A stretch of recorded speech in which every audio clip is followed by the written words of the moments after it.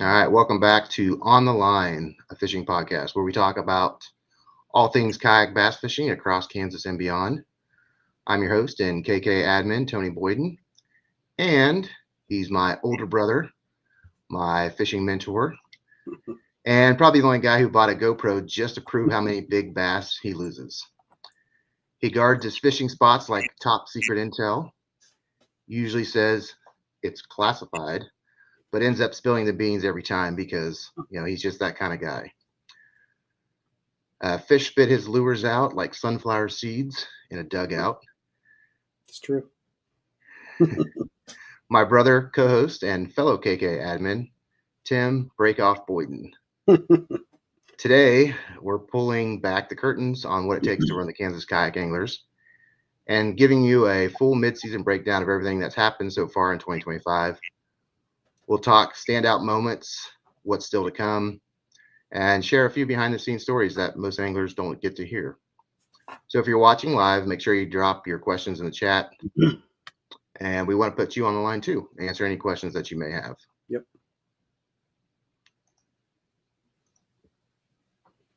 Tim?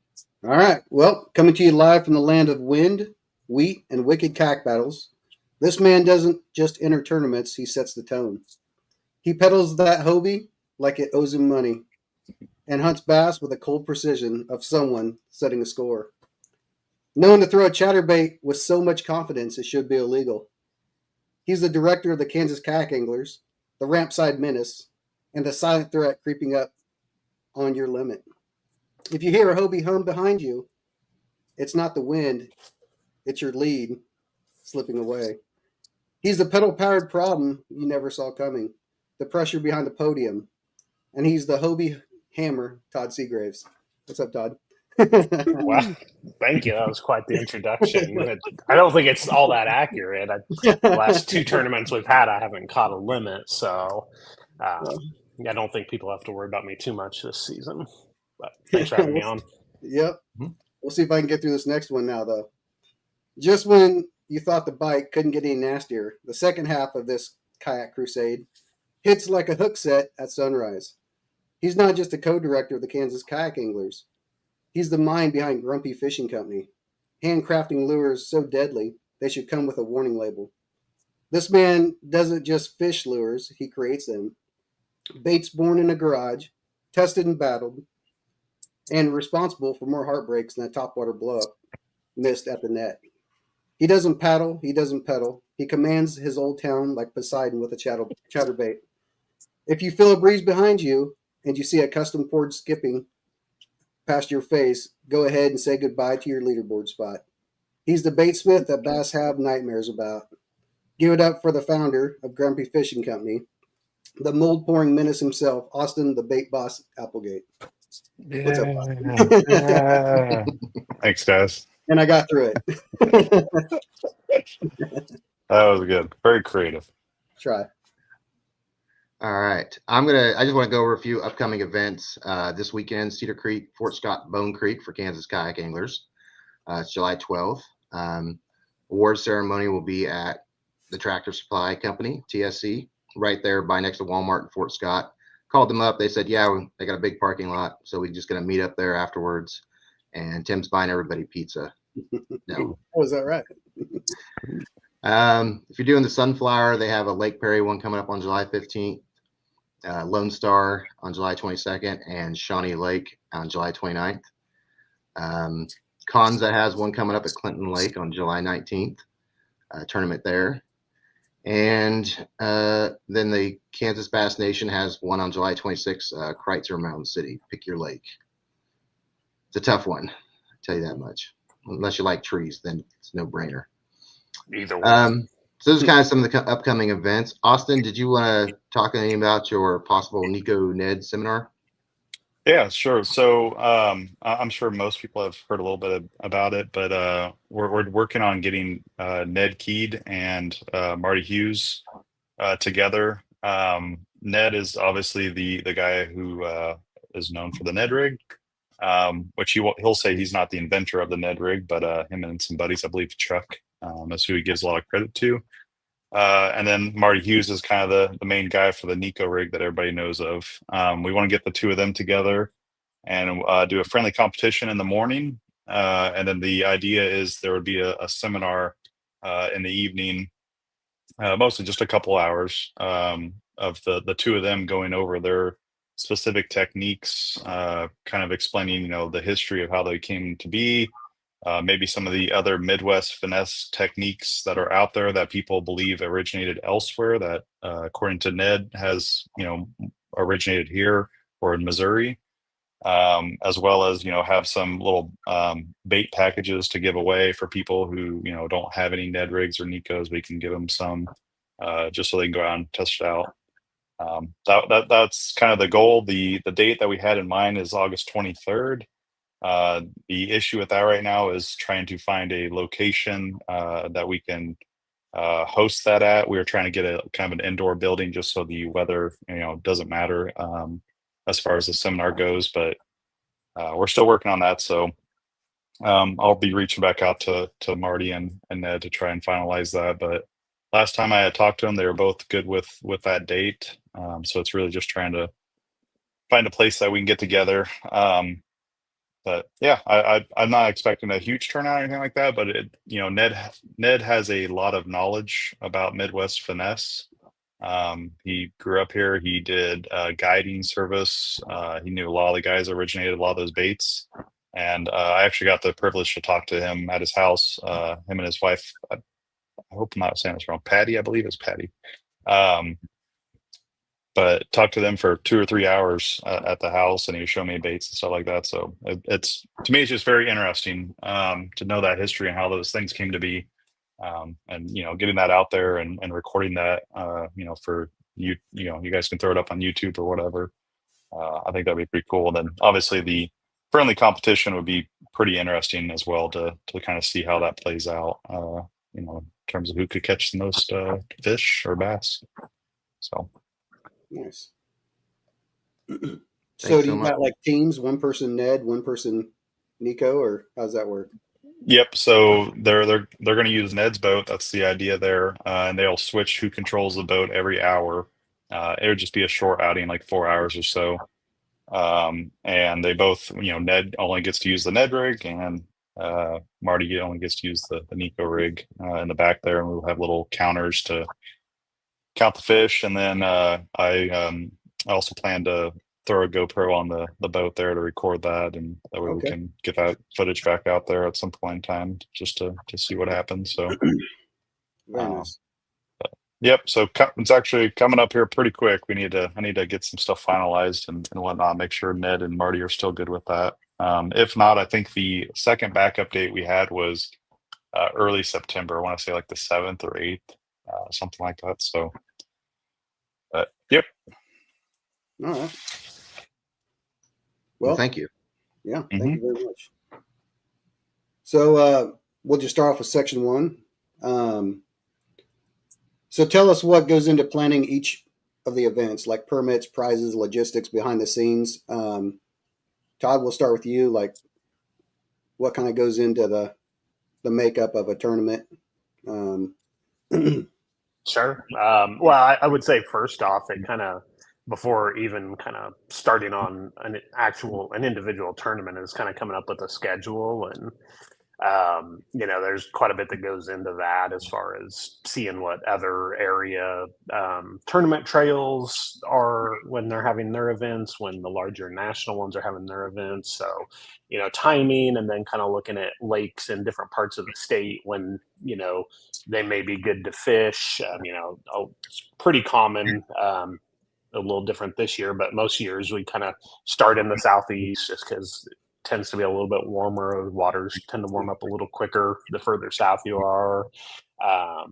But then once we kind of have that schedule nailed down, then it's permits to actually hold the tournament, which there's been a lot of kind of volatility with that the last couple of years. So kind of there's been some kind of fighting with some of the park offices at different lakes to not overpay for permits. things like that. And then, permits for, depending on where we're having the awards at, if it's going to be like at a shelter, by one of the lakes, getting the permits for that. And then otherwise, it's just a matter of just kind of tracking our participants, who's entering. On the team side, we have that cutoff of the Thursday before, just so we can kind of get the team set up, and we're not trying to do it last minute on a Friday night. That way, if one of us is, if we're out pre-fishing or traveling to a tournament, we're not trying to do that stuff when we're otherwise occupied. Very nice.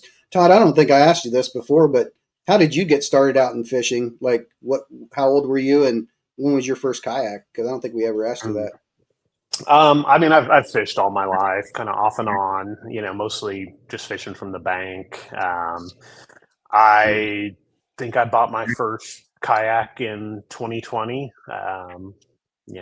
pandemic purchase, like a lot of people. And it was just a paddle kayak, and started out doing some of the, monthly online tournaments. And then I think it was 2021, I did my first in-person tournament with Flint Hills. And then we shortly, moved it over to started KKA, and kind of just went all in.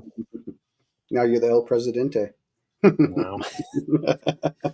That's one way to look at it. Well, Austin, what about yourself? So what about planning on your side of things? What goes into that? I think Todd put a lot of that out there. The only things I would kind of add is on the back end, I try to add in all the website stuff, so I try to update that. Then the other thing is that Todd didn't mention, but he's doing all the Tourney X stuff, right? So setting all that up on there, so you got to do all that. I got to deal with all the PayPal, the payment stuff. There's just it's just a lot of little things. It's nothing's difficult, but just the number of things that go into it is quite a bit. Especially for something you're just doing for fun, right? Yeah. The other thing I was going to mention, oh gosh, what was that?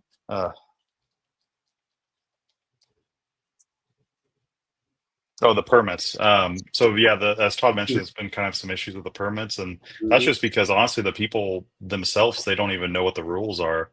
And that's one of the issues. And then the second issue is they don't understand how a kayak tournament works at all. They don't a lot of those fishing permits for lakes like Wilson or something, one of the larger reservoirs.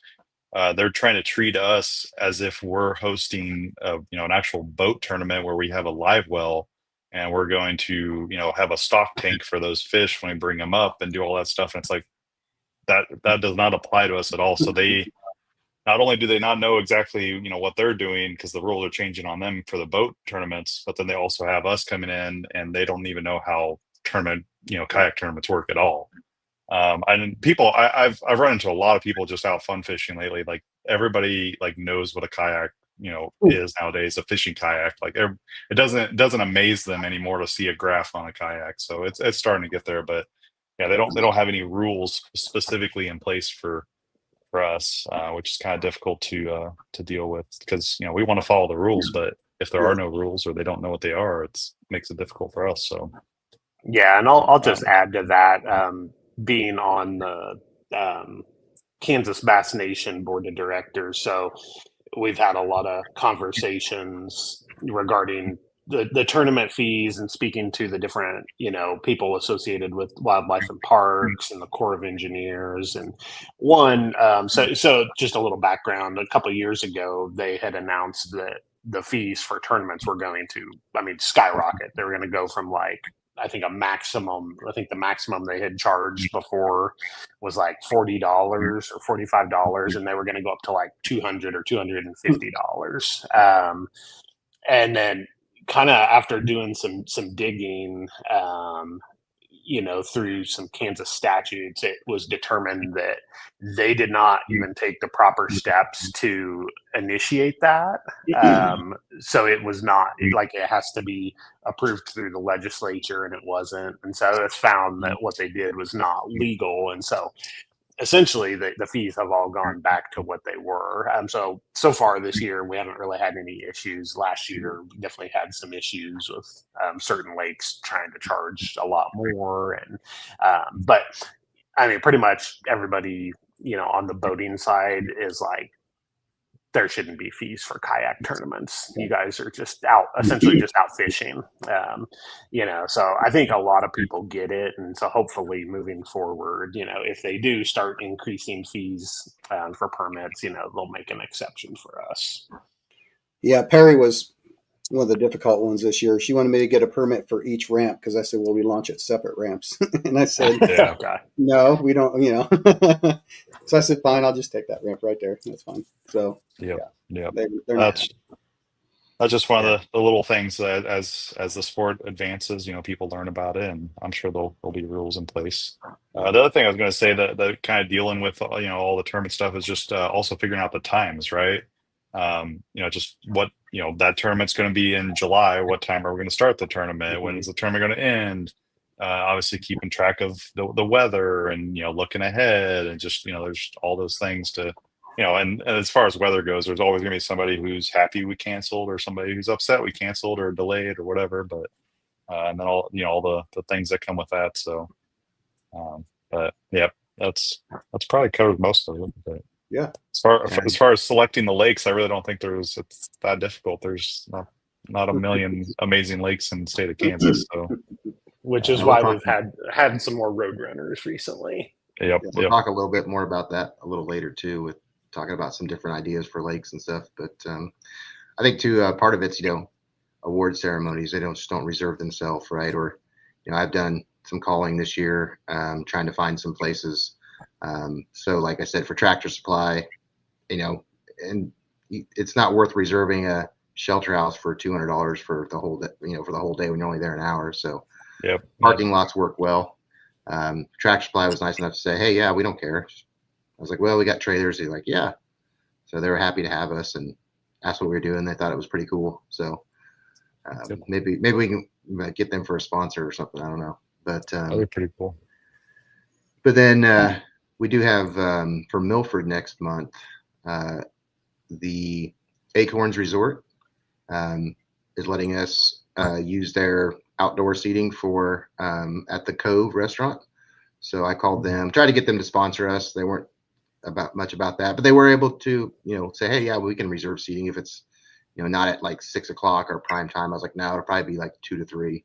He goes, oh yeah, definitely. And I was like, so, if we go there and you come, those relationships, building them out over time, if we, we all buy food, we leave good tips, whatever, right? They may say next year, they may say, oh, it's a great group of people, maybe we'll sponsor them next year. So always thinking about that for future stuff. So I don't have to necessarily sponsor. I was just gonna say, just give a discount, right? 10% or whatever like that, and we'll spend money there and exactly them as well. Yeah. So free nachos for Tony. Yeah, there you go. So I mean that's something like that, or trying to get places, local businesses to see what we do and support us, even if it's just going to there and having our award ceremony and no sponsorship or anything like that. It just gives us a free place to have our event. We don't have to pay $200 or $300 to reserve a shelter house. So that that saves us money as well. So anyway, Tim, do you have next question? Yeah. So what do you do? What do you all do outside of fishing to keep the club going? So Tony, why don't we start with you? Well, I've been trying to work on sponsors this year, but some fell short. We got a few. I'm very proud to help say that we got Melbourne Lake Marina.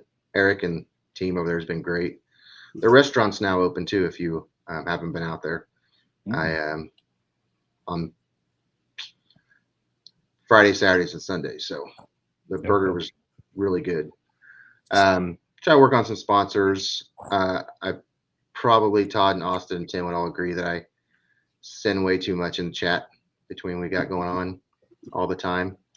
They're all agreeing. Yep, they're shaking their heads. Yes. So, but I was trying to take stuff off them, making posts. Right, get people engaged. Social media is just what such a big part these days that I think it's important that we make posts regularly and see how everybody's doing, ask people questions. I think it's fun, kind of grows the club, builds our community. Working on things like that. What else do I do? Try to keep up on the AOI stuff and the big bass stuff. Judging fish, that's pretty regular occurrence. So that's kind of what I do. Try to have fun with it, so I enjoy it. So I'm a little crazy sometimes, but I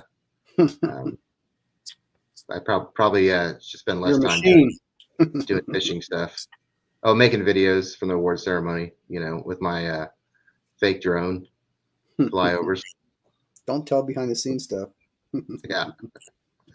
So. All right, Todd, what about yourself? I spend a lot of time in PayPal, just kind of keeping track of funds and making payouts after the tournaments, after our monthly tournaments, and I spend a lot of time kind of calculating, for the different tournaments, whether it's in person or online, like how much the payouts are based on the number of people, and getting those paid out, and a lot of time judging fish, especially with the monthlies. It's kind of a consistent thing to keep you busy. And then, just trying to keep this, keep the schedule at the front of my mind and make sure I have stuff set up in a decent amount of time, and putting the tournaments on Tourney X. It's not a difficult thing, but it's kind of a tedious thing. It's easy enough to kind of copy and paste, but then you got to kind of read through it and make sure you're updating the dates and the times and everything, and very nice. The locations. Yeah. You got to organize all the trophies, get those ready for the tournaments when they're ready. Yeah. I get all the prize packages, bring all the prize packages, load them up in your car. I've got about 150 pounds worth of trophies in my garage. A little heavier this year. I remember when I first got them, and I lifted up the box, which had to be custom made for it so it wouldn't break, and I about threw my back out. That's funny. Austin? Yeah, I mean, mostly I'm doing the website stuff, and then obviously there's always just a little bit of the social media, as Tony said. I think that's probably the most important thing with just growing the club and whatnot, just keeping that engaged. People send messages on Facebook or whatever, so that has to be done. And then, judging fish, but other than that, I don't have to do too much. Most of the beginning of the year is the busiest part of the year, just getting the schedule, getting everything ready to go. And then, I mean, it's with you guys all here, and the four of us help, doing it all. It makes it a whole lot better than the previous year. So those are kind of my main things that I do outside of actually being at the tournaments. So very nice. And yourself, Tim? Actually, behind the scenes stuff, as far as keeping in touch with all the anglers. Prepares all his fishing stories, all his tall tales. All the stuff that I miss, I put that together in videos of all the fish I missed. Now, thinking about next year and what permits we have to pull. And actually, I go to with my job, I go to all different locations. I always ask them sponsorship. Would you like to sponsor? Actually, I have one for Perry, so maybe not a sponsor, but place we could go. So I just try to work on that, but mainly a lot of relationships, building relationships with other anglers, maybe new guys, make it not so scary to come into our club. So I guess that's the main thing. Don't forget about approving all of my social media posts and stuff, Yeah. Or telling me your idea that I need to do next. Yeah. That's the other thing that we all do, is just kind of thinking through ideas, the whole, everything else that's come about. Just been talking and we figure it out. And that's the Facebook chat between us all is kind of those ideas and stuff, run things by each other. So yeah, and in the comments, post some questions up if you have for us, and maybe lakes next year you'd like to see, or something that we could improve on, or something that could run smoother. So yeah, let us know in the comments. So thank you, Scott. Thanks, Scott. John Scott, we posted expect you to something see there. you. We expect to see you at Fort Scott. I don't want to hear any excuses. It's got Scott in its name.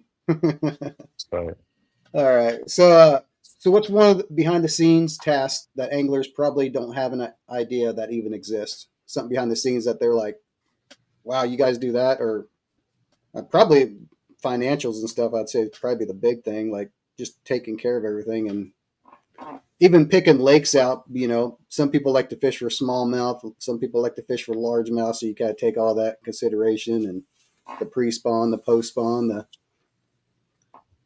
Yeah, I would say, I mean, kind of a couple things. I mean, one of the things I almost always end up getting a text from Dwayne at Tourney X is like, "Hey, can you go pay this invoice? Because by the time a tournament's over, I'm like, I'm done, I'm checked out, and I get our first through third or whoever paid out, and I don't even think about an invoice. And then a few days goes by, it's like, oh, you still got this invoice that needs paid, and so that's one. But yeah, I think like when it comes to kind of setting the schedule and picking lakes, it's, I mean, a lot of it comes into looking at the anglers we have, and where they live throughout the state, and I mean, ultimately everybody's going to have to make a drive to make a tournament, if they're trying to fish them all. But, we want to try to make sure they're spread out enough where nobody's having to make that 4 or 5 hour drive to every single tournament. yeah. I would say, sorry, Jay, because he has to do it more than most people, but he also, wins a fair amount of money. So I don't feel bad for him anymore. that's true. Jay's a good sport about it, though. He always says he doesn't mind. He's like, it's okay, I understand. He keeps coming, so. Yep. Austin, what about you? Is there anything behind the scenes that you could think of that? I honestly don't think there is much more. I mean, I was just going to say, like, the stuff that Todd does in terms of, you have to organize all the prizes. You have to keep up there's a storage place somewhere for all that stuff, the trophies he has, everything else, right? So it's just all these little things that, just sit in your house. But, And we've kind of discussed the next question, like how do you choose a lake for the schedule, and what makes a lake tournament worthy?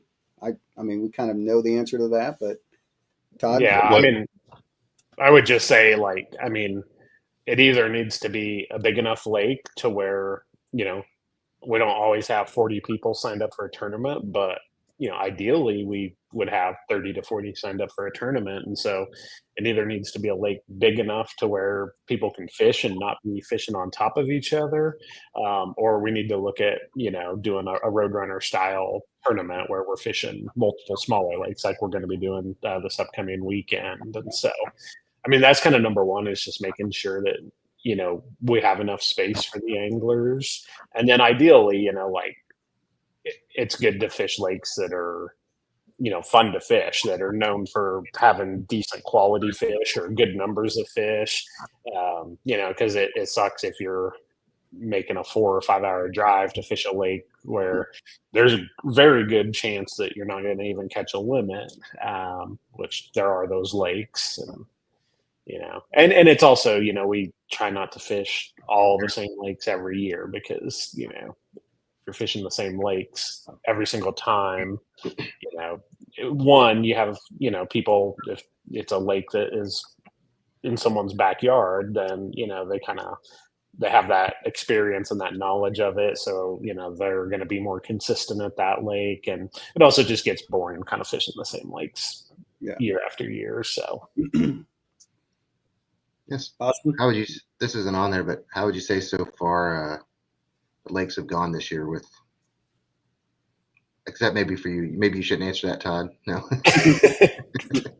I tell you what, the rain really screwed me over. The rain is just, oh man. Yeah. I mean, it's been a wet spring, which, I mean, when you get, especially, I mean, we had some tournaments where there were pretty shortly after we had a bunch of rain, which makes Mhm. it tough because the fish haven't adjusted to those water levels. But I can say, like, I mean, Big Hill, I think overall was, the limits were lower than what they usually are. Mhm. I think Melbourne was tough. I mean, I know I didn't do great there, but I think it was kind of on the tough side. I mean, it was a windy day. It was also, pretty early in the season. But yeah, I mean, I think the 75 shootout, I think, went pretty well. I mean, some people did. Some people Yeah. figured it out. So yeah, I mean, that's what tournament fishing is. It's, Yeah. making do with what you get. Mm-hmm. Makes you better. Theoretically.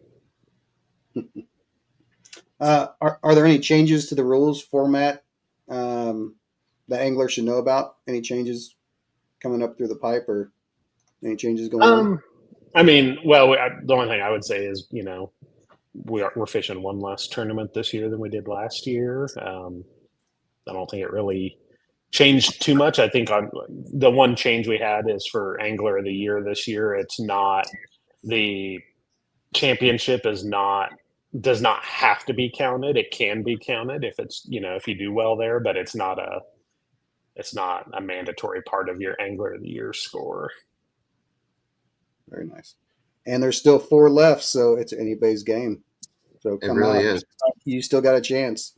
If For I sure. just win the last 4. We're going to some lakes you're pretty good at, so we'll see. I've never fished Milford, and I've never done well at Perry, so You might do all right there in that month. We'll Some see. absolute giants come out of there at that month. So, yeah. Well, Tony, go I ahead. think we kind of already talked about this, but what's your biggest challenge running Kansas Kayak Anglers? So I think we've already kind of logistics, right? Money, if anything's paid. yeah, pretty much. I mean, I think it's just staying on top of it, to be honest. It's just one of those things you have to, it's just, a little bit of your time every single week, Mm-hmm. got to do a little bit, be consistent, because if you forget about it and you fall behind, then it's like, oh, so. That's yeah, what you I brought mean, me on for. it's like anything. I mean, when we're first starting it out, and we're meeting in February, or, it's middle of winter and we haven't been fishing, and, we're all excited and gung ho. And then as the year goes on, and, you've been out in the heat and had bad days, it's like, oh, I don't want to even think about fishing right now. So Yeah. I think getting everybody, like, people aren't at the award ceremony, prizes and hats and, awards. You got to remember that, oh, this one belongs to this person, that they got big bass, but they had to go home early, or, something like that. Make sure I find that difficult. So, I'm hoping that got pushed back a little while, but hoping to get an online store for us through a Topeka based.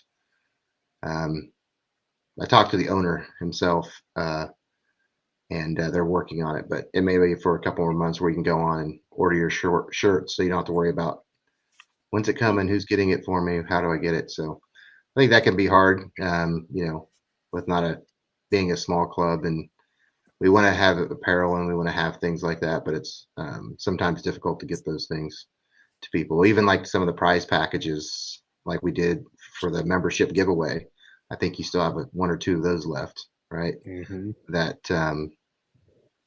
That need to be given to the appropriate person. So getting that stuff, I know we all live in Kansas, but shipping costs can add up, and sometimes when you're in this role as a admin director, co-director, it's just like it's $20, not a big deal, right? But then it's like, oh, that's another $20, or that's another $20, and with limited funds, it can add up for the admin and the directors. They will pay for stuff out of their pockets to make sure things keep running. So it's always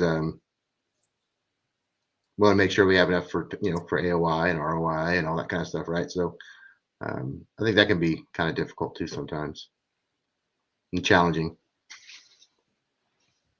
Yeah. Definitely. All right. Tim, do you have anything that's challenging for you? Everything is challenging for me. Everything's challenging for him. Keeping fish hooked. Yeah, keeping Yeah. fish hooked. You should have seen Yeah. the 2 I lost this weekend. Tony can vouch for those. Yeah, I lost a really big one last weekend, probably the biggest one I've ever seen in Kansas, honestly. Like he lost the 22 at least. So Yeah, or bigger. yeah. No video on that one coming out. I cried though, I'll tell you that much. I do have mine on video. I lost a 20-inch smallmouth, and I have that on video. So Yeah. What's I need some hooks. for all of us, really? We'll start with you, Todd. What's one thing you learned this season that you'll change, or that you have changed or improved for next year? Pass. Pass. You haven't learned anything. Gotcha. No. Austin? Stop buying new kayaks every year. I'm exhausted. I'm done. He went Never from get a new kayak. buying new fishing rods all the time to buying new kayaks. Yeah, it's exhausting. Nope. I think that's probably my biggest walkaway this year. I'm gonna try and stick with what I have for a long time. So Yeah, I keep hearing you say that multiple times, but I know. Tim, anything for you? Quit pre-fishing so much because I'm a pre-fish hero, and seems like on game day I can't get it done. So I need to quit pre-fishing so much, and I need to set the hook harder. Apparently, Pre-fish like 5 weeks in advance and then just let it sit, and then go the day of. Don't go hook all your fish the day of or the day before. Yeah, I've been trying not to pre-fish really either this year, just for time off work and things like that. Just trying to show up, I guess. It's worked I mean, for me once you kind of know the lake a little bit, you don't Yeah. need to sit there and pre-fish all day. I think that's the biggest thing is now that this is my third season, Yeah. I fished most of the lakes now. I have a better idea about them. Like my first season, I was like, I need to pre-fish for like 5 days because I don't have a clue. So that helps. I'd say the biggest thing I've learned this year is how much work it takes to keep the club going, and how hard it was, I imagine, for just a few people doing it in the past years, right? Mostly Todd and Austin. Shout out to you guys for. Yeah. It's a lot of work, and it's still a lot of work for 4 people working on different stuff. So I don't know what I'll change for Proof for next year, but hopefully more sponsors. So yeah, keep working on them. A lot of sending emails over and over and over again, bugging people. So Well, one thing I did a little. I mean, I hadn't even fished all the tournaments this year, but I enjoy actually helping other people or trying to teach them, what I know more than anything. I sounds bad, but I don't care so much to win the tournament. I rather like help somebody else out if I can. So, but yeah, I don't know. Going forward, it's you have so many plaques. I don't even have that many of those people, way more than me. But once you have so many plaques, anyways, it's like, you guys on the wall, like. I bought most of those at the garage sale. Yeah. Yeah. I'm just gonna start hanging up all the plaques I have from like the People Glen that Elder claim 'em. tournament that we moved, and There you go. the teams where we didn't have any team a team winner, and Yeah, you got first, second, third, and you won the team tournament for Exactly. Glen Elder. Did it all. we should auction those off. Yeah. So, good. hey, fundraiser. We'll do a after season garage sale, something like that. We'll just save them for when we do have a tournament at Glen Elder, and they'll just bring them back then. Yeah. Any tournaments this season that surprised you, good or bad? Like I was not expecting that, or I was expecting it way worse. All of them so far. I have not had a good day of fishing at any of the tournaments. I'm trying to think. I think Malvern was. We had 4 tournaments. No, we've had 3 tournaments. Right? 3 tournaments. Yeah, Malvern's the only one I caught a limit at, and it was a very small limit. So I just have not. I have not, and North 75, I fished Pony Creek, which I usually, I always talk about how much I love it. And I mean, I think it was rough for a lot of people there, but I wasn't expecting to not catch a limit. Yeah, I got hurt pretty hard at I went to Banner Creek, and I wasn't expecting not to get a limit. And then, I mean, other people did really well there. I mean, Matt won it there, so that was my plan, figuring Pony Creek would be overly fished for a couple days, and I don't know what happened. So that was my biggest surprise for me. It humbled me quite much. So anything Tony else? screwed you over twice now. Yeah. It's good to be humbled, though. Yeah. I was gonna say my personal. It's not a KKA tournament, but my trip down to Texas there, Lake Fork. That was extremely rough for me. I just remember seeing Clayton posting up, another 8-pounder, 10-pounder, 20-pounder, and I'm like, I can't catch anything to save my life, man. I don't know what the hell I'm doing. Throw the same bait, throw the same everything, nothing. Couldn't do it. So that was frustrating. But I for KKA, I was actually surprised by Big Hill. Surprised, but also not surprised, because I think the week before you guys told me, or maybe I heard it from Kevin or Daniel themselves, but they said they have been fishing really rough. Yeah. But I think just the number of tournaments that are going on nowadays, the number of clubs, and I think that lake is being constantly hit. I'm guessing it's just a nonstop, bass tournaments going on in a small lake. So, Anything for you, Tim? No, just kind of what they said. I mean, we still pulled quite a bit of fish out of Big Hill. Well, some people did, but I got one good one. Tony was a disappointment from mid 90s to in 3 hours to 3 fish. I was gonna say, if you go back like 3 years ago, like I feel like it was just Yeah. that was amazing fishing, and then like compared to this, you're like, what in the heck happened? Yeah. And there's tournaments up there pretty much every week now too, and it's such a small lake that it's just getting overwhelmed. Unfortunately, like most of them are. So that's why we have road runners, But that helps split it up for sure.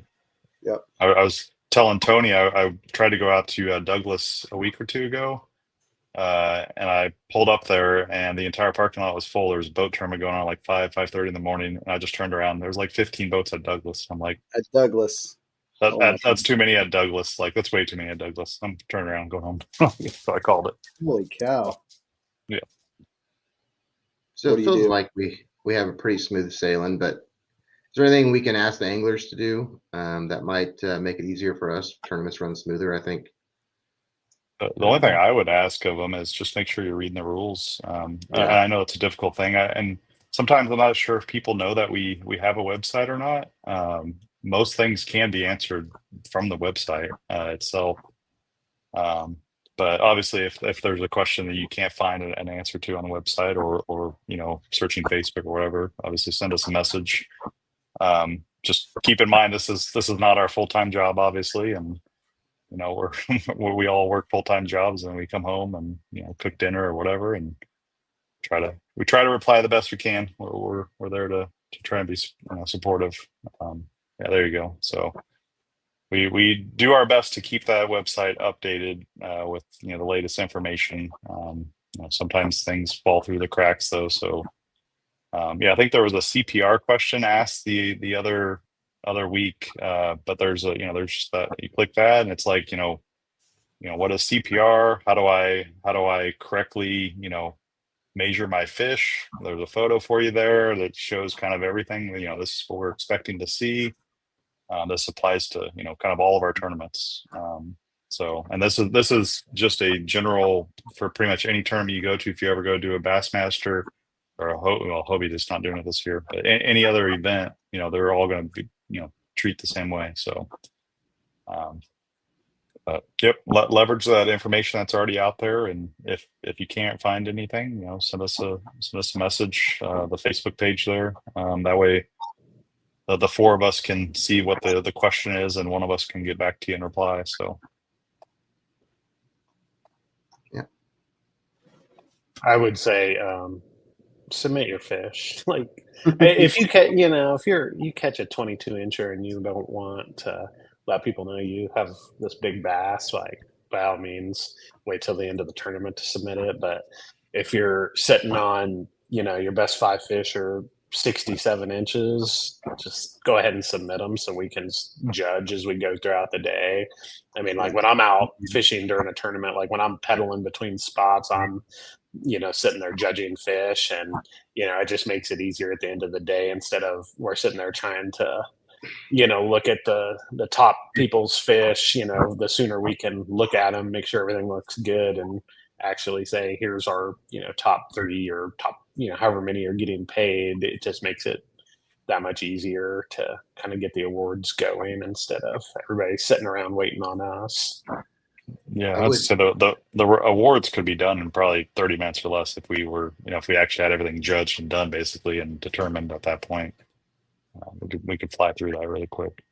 I would say there's something I didn't realize before is that typically we don't judge all the fish down to 35th place, because at the end of the day, because once that deadline's done, you can't submit any more fish, and typically it won't matter if you're in 32nd place and you have 2 fish. You may not get that pop-up that says, hey, your fish was judged. So yeah, and I mean that's especially true if everybody who would be judging is fishing as well, right? So it's like we can only, like Todd said, we're judging between like moving from one point to another or something like that.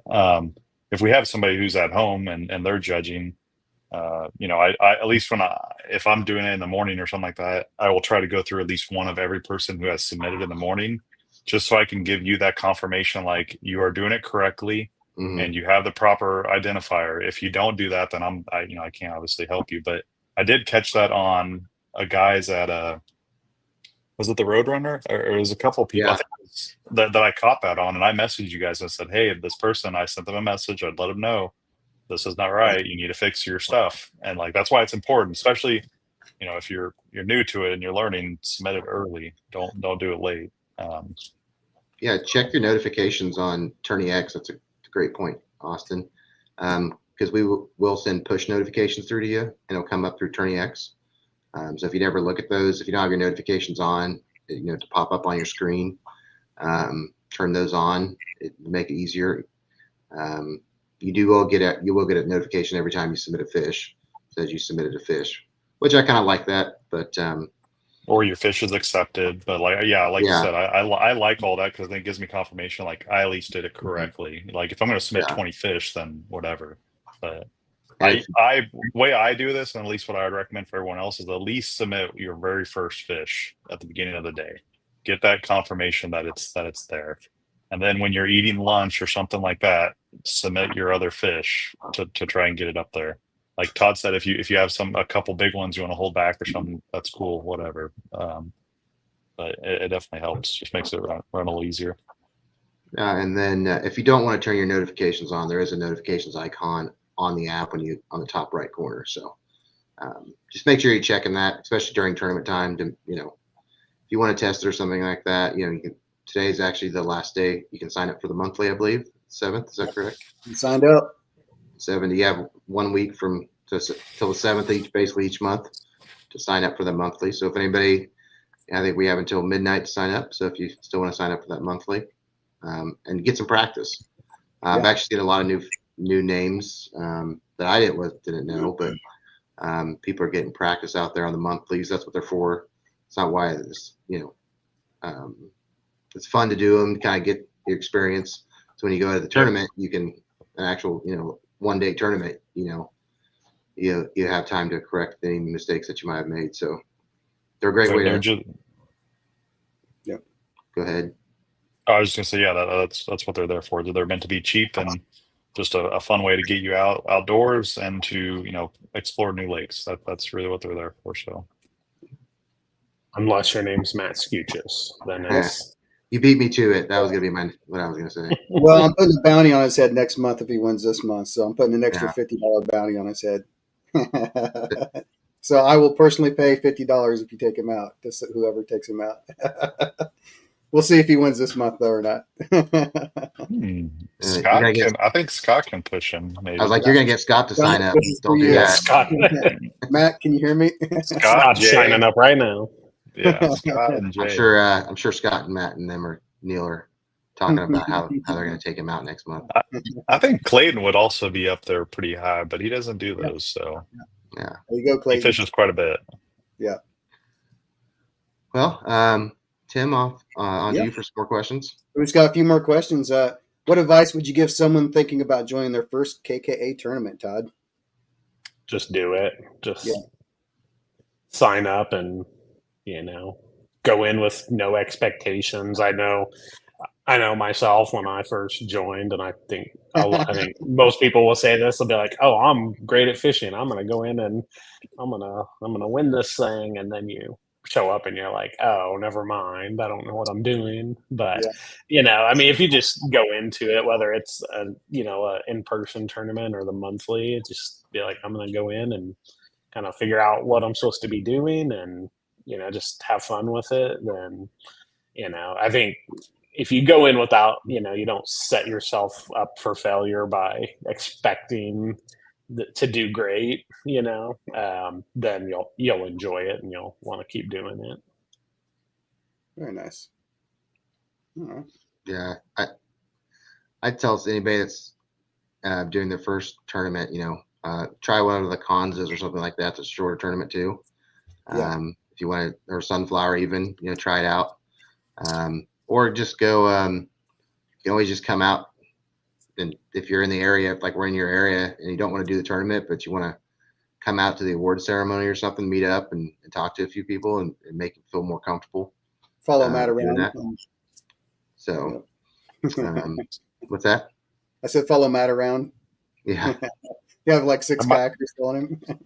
That might be what I do Saturday. Maybe I'll just sign up and follow somebody around. Yeah, there you go. So I learn what they're doing. But no, I was gonna say, like, what Todd said, just do it. Don't worry about it. It's really low stress. No one really cares that much. Yeah. We're there for mostly to have a good time. At least most of the people that I interact with, they're all there just to have fun, really. And the best thing you can do if you're really wanting to get better at fishing is just to be consistent. Should show up to these tournaments and fish them, and I can promise you'll look back a year later and you'll be like, I've learned a lot and I'm a lot better than I was. So if fishing is something you really love doing and you really want to get better at it, there's truly no better way. Any of the tournament series, not just Kansas Kayak Anglers, but just whatever you're interested in doing, just take the leap, get out there and give it a go. Yeah, absolutely. I think some of the scariest parts are measuring your fish and getting them right, and the identifier, and meeting new people. And when I was new, I was a little nervous coming into it, and you just got to go in and do it, and you'll get to meet people. You're like, oh man, these guys are really nice, and they take the time to show me this and that and the other thing. So yeah, just jump in with both feet and do it. Don't be scared. So yeah. All right. What do you guys love the most about being part of the KK leadership team? Tony, let's start with you. 100% of the people that I've met along the way. I don't know. I think for me, it's funny. I was at the doctor's. Weird story, but I was at the doctor's and they're like, fill out the questionnaire, right? When you're doing your annual, whatever, I'm old. Was that for your mole? Do your physical and tell me my cholesterol's high. It's for his toes. His toes. What's that? What'd you say? It's for your toes. Oh yeah. And they said, are you member of any clubs, organizations, things like that, right? Because it's about mental health, right? And being part of a group and a club and having people that you enjoy spending time with, and being outside and going fishing is just such a stress reliever, right?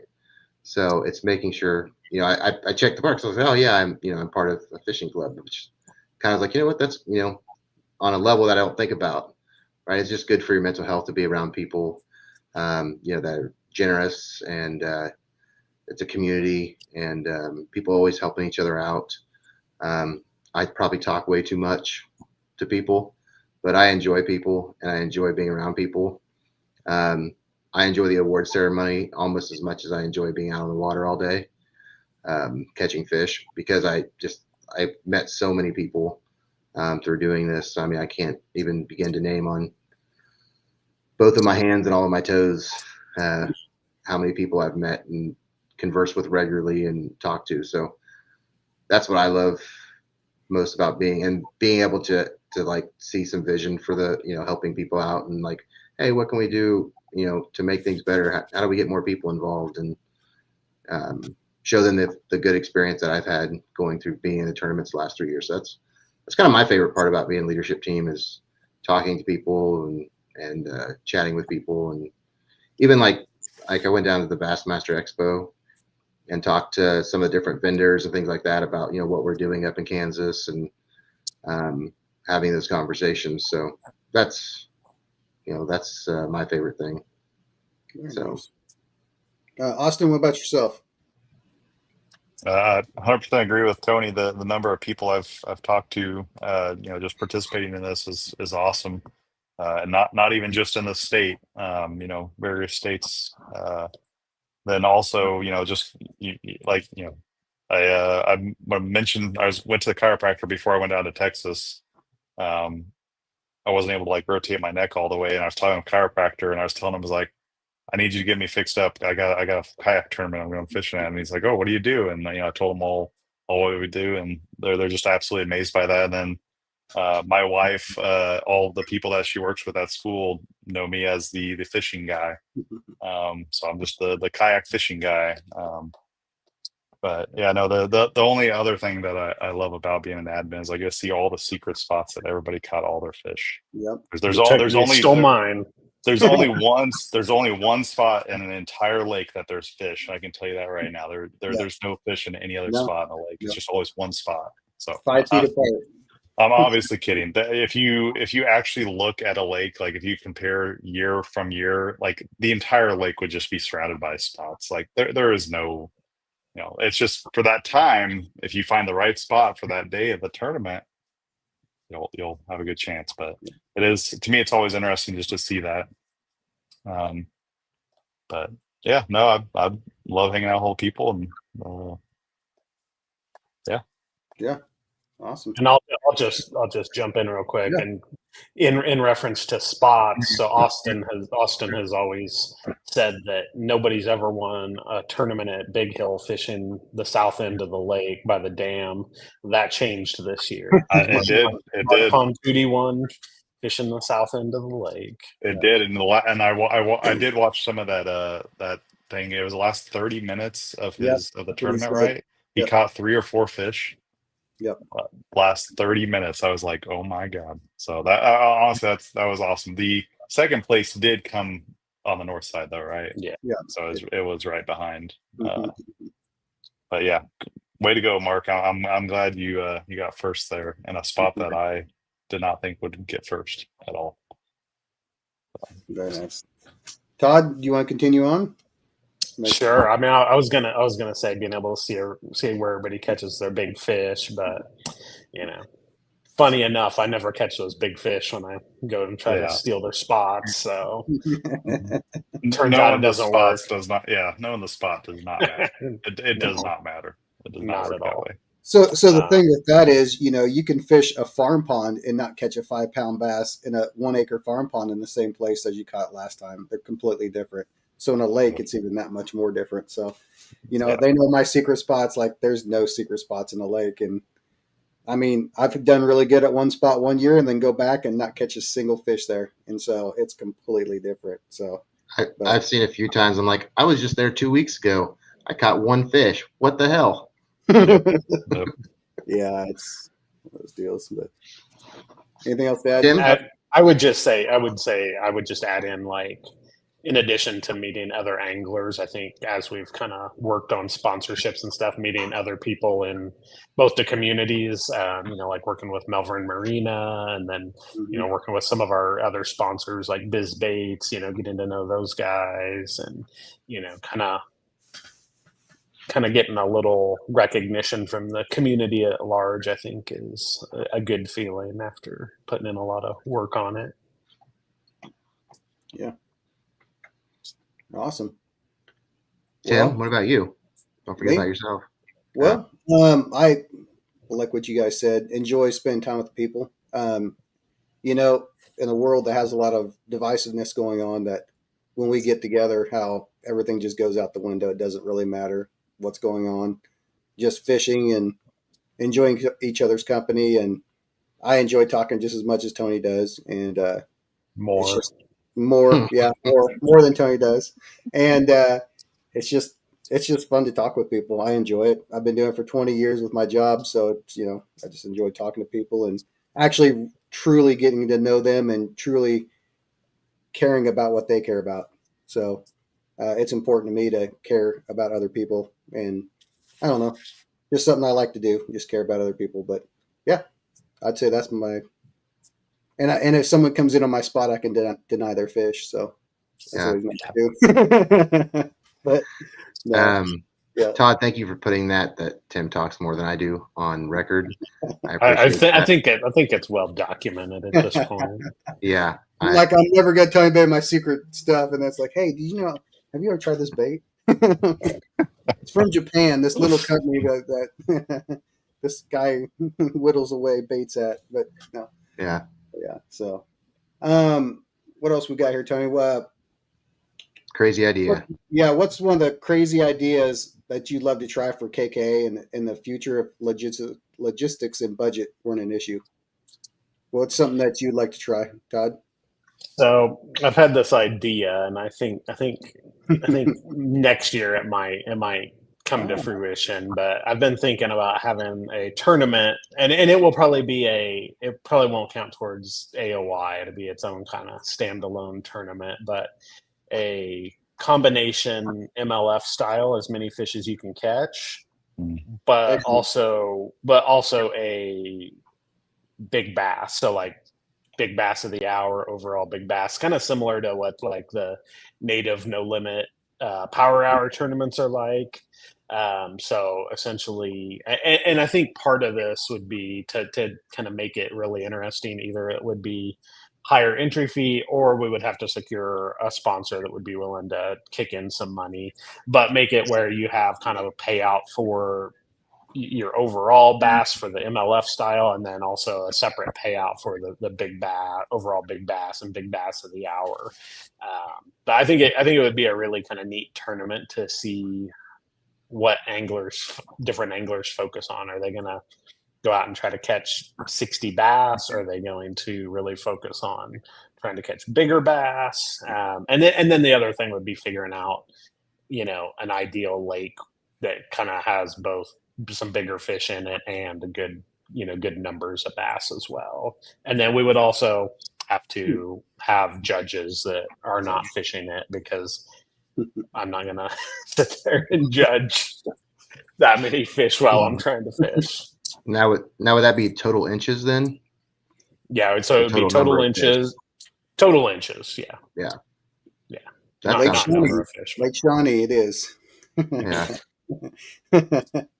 You might have. Yeah, I don't know where that would be. Yeah. But that's one thing I've been thinking about trying to put on, and I think it would be I think a lot of people would enjoy it.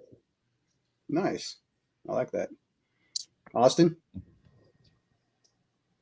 I don't know. I have two dumb ideas. I don't think they're great, but one is just to do a complete random draw of a lake. You don't get to choose the lake you fish at all. You just go and fish whatever lake we say that you landed on. So we'll have 5 lakes to pick from, and you sign up, and then we randomly draw a name, and that's your lake. So we'll have 5 people at this lake, 5 people at this lake. That way it's all split up evenly. So it's like, go do whatever. Then the other really, really dumb one, but it'd be interesting to see whatever would happen, is like we tied kayaks side by side or something like that. So we have like, but it'd be a team event. So it'd be like four guys would be together, or 3 guys together, and they have to go and fish, together. And they're, but I don't know. That would be funny. Only if that can be done. Only that tournament has to be done at Kreitzer. Yeah. Kreitzer, yeah, that wouldn't be a problem at all. Yeah. But that would be interesting to me, to see how I don't even necessarily want to participate in it. I would just show up to watch the cluster that would ensue of people trying to get to their spot or whatever. So I'd definitely take the NK 300 for that one. yeah. I was Great going to to mention opinion. earlier. I bet one of the most difficult decisions you have to make is Yeah. which motor to use. It Do I is. use this day or do I use this? It's like, I'll be using the motor guide this weekend. I'll put it that way. yeah. But Tony, I know what you Yeah, were probably going to say. we kind of talked about it on the Facebook page about a night tournament. There was I think Clayton and myself and a couple others, Kreitzer. maybe Neil, I think, and said he'd done some boat tournaments before. But like it'd have to be like what time, maybe like from 6 p.m. to like 12:30 a.m. or 1 o'clock in the morning, to get that night bite, right? So I don't know, not having to wake up at 4 in the morning, 3 in the morning. Yeah. I think that'd Yeah. be fun see who would show up, and it'd make the lake, someplace well lit, right? So, someplace in town, maybe, I don't know, but I don't know. I think that would be fun to do an evening tournament. So since we know Melbourne's almost certainly going to be on a list next year, why don't we do Melbourne mid-summer, a night tournament, or later in the evening? That would be kind of interesting. It'd be a good one because you can see out there pretty well. Yeah, that's what I was saying. You want well lit. But well, I was thinking you got to do if you can time it on a full moon, but you can't ever plan for the weather. So but I don't know if I'd want to go super late. Like I'd be a little concerned just for people's safety going super late. But if we go to like sundown, basically, so if start at 5 or whatever and go to sundown, but do a short tournament or earlier. Yeah. Not no AOI. Yep. What about you, Tim? Anything? An out-of-state tournament. That's out-of-state just tournament. As close as like Cedar Bluffs, like a 4-hour drive or a 3.5-hour drive. That's Oklahoma, maybe like a really good lake in Oklahoma. That's small. What's that guy's name I was talking with, and I fumbled that, or I didn't get ahead of it early enough? Michael. Michael. Yeah. He's no longer there. You guys already know him really well, so like as we prepare for next year, reach out to him. He's not the director anymore, so okay. Somebody else took over. But I was actually talking. I actually called on that one, Tim. Lake Spavinal. Spavinal. That's and what's Lake Euclid? Is that what it was? Yeah, it's only like 2 lakes. They're below Grand Lake. They're smaller lakes. I called them. It's $1. It's 3.5 hours from Topeka. So it's not that far. It's basically Cedar Bluff. I called them. It's $1 per person to that's the only cost. There's no tournament fees. Like there's no permits or anything like that. And there's giant bass in there. What's that? And there's giant bass in there. Yeah. So, but it's $1 per person to go there. And I think it's Eucla, EUKLAH. You would have to get a fishing license from Oklahoma, but that wouldn't. That would be the cost. So you could get a 3-day. I think it's $15. And then I think we should also. No, go ahead. I was just gonna say I think we should also reach out to Josh Booth next year. Honestly, yeah. I mean, I don't want to, fish one of those fun lakes because Lake of the Ozarks, where Eco Fishing Shop isn't that far away. Yeah, he's actually signed up for our monthly. Yep. Yeah. So I think just kind of, getting to know some of those people better would be a great thing as well. So, and like I said, Lake of the Ozarks, it's not that far of a drive. Palm de Terre as well. That's closer. Lake of the Ozarks would be before Memorial or after Labor, probably would be the best time for that one. Yeah. So maybe we can get in touch with Josh ahead of time and see if we can work something out. Yeah, that sounds good. Well, Tony, you want to close it out for us? Yeah. Did you guys, Todd, Austin, Tim, do you guys have anything else you want to add before we finish up? Sign up for the monthly and last day. And if $50 on the line. Yeah, I might just do that this month just to get Scott signed up. Scott, you hear me? I might just add another take the bet. But I'm going to pay Matt $50 if he wins, an extra $50. So You know. No, don't do that. No need for that. I might just do that. He's gonna go try hard on us, but No, I like the being able to put a target on somebody. You're like, got to take this person out. They're winning too many tournaments or whatever. They gotta get them out I of think here. Somebody I think take you them away. gotta wait till next month, Tim, because wait till next month. it's already the 7th. So Yeah. I might wait till next month and put a bounty on him. yeah, But Scott. So I will if do you already it. signed up, Scott, sorry. Yeah. So I think Scott's already in first place on the big bass for this month. he's got a big boy on there already, or big girl. Yeah. And sign up for Soccer. the yeah. Oh yeah. All right. Sign up for Well, the tournament on Friday. Sign up for it. Come on down. Yeah, Join us. Austin, sign up for it. yeah. We might I come to haven't signed Austin's up for house it yet and either. drag him out I his actually meant bed. to today and I forgot. So We'll put a hood over Austin's head and then drag him down there. yeah. We'll bring your That- kayak, Austin. We all know that's how you get him to a tournament. You just have to be willing to drive him because Yeah. he likes Yeah, driving. Not even is that far true. for you. Driving Miss Daisy. It's not too far, but I've probably driven like 20 hours in the last week, so I'm a little tired of it. But All right. Well, thank All you right. everybody for watching. Todd and Austin, thanks for joining Tim and I. Tim, thanks for joining. Absolutely. I hope you guys learned something. Hope you enjoyed the show. Learned a little bit more about what goes on behind the scenes at KK and what it takes and what you can do to help. If you have any questions, drop them in the comments.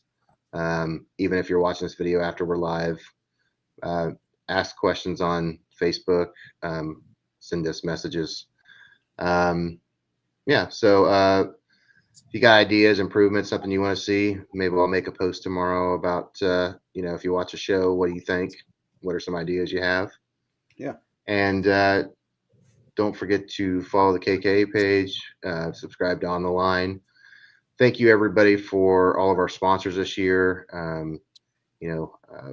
We have too many to mention, but you'll see them here on the thumbnail. And yeah, we'll see you at the next ramp. Hopefully that's Friday.